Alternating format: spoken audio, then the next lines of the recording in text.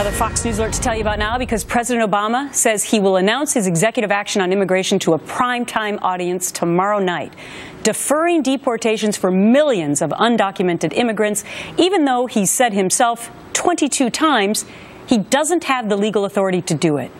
Here he is in 2011 saying just that.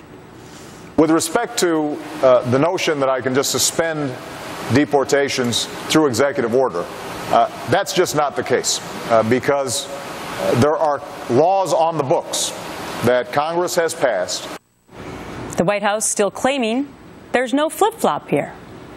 Does the president still stand by what he said last year when he said, quote, "I am not the Emperor of the United States. My job is to execute laws that are passed"? Is that still operative? Absolutely. Since this interview aired, the President did direct the Attorney General and the Secretary of Homeland Security to conduct a review of the law to determine what, if any, authority he could use to try to fix some of the problems that House Republicans have refused to address.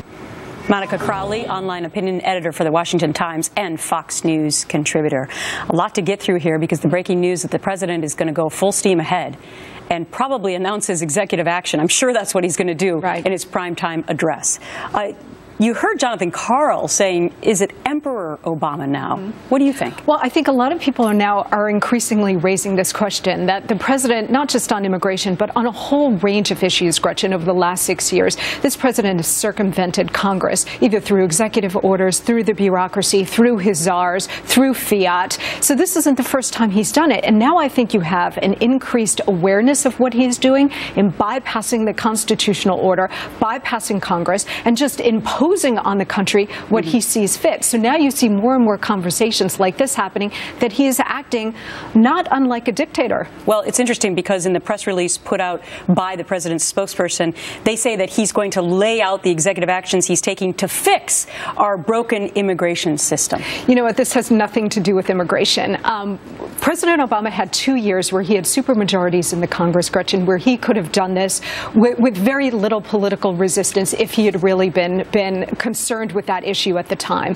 Remember, in 2008, he talked about the fundamental transformation of the nation. Immigration is the one last missing piece to that puzzle. He's done socialized medicine. He's done the spending. He's reworked American life in so many ways. Immigration is the one missing piece, and that's why he's doing it now by unilateral action. I want to show you the upside-down Pinocchio that he received for his flip-flop.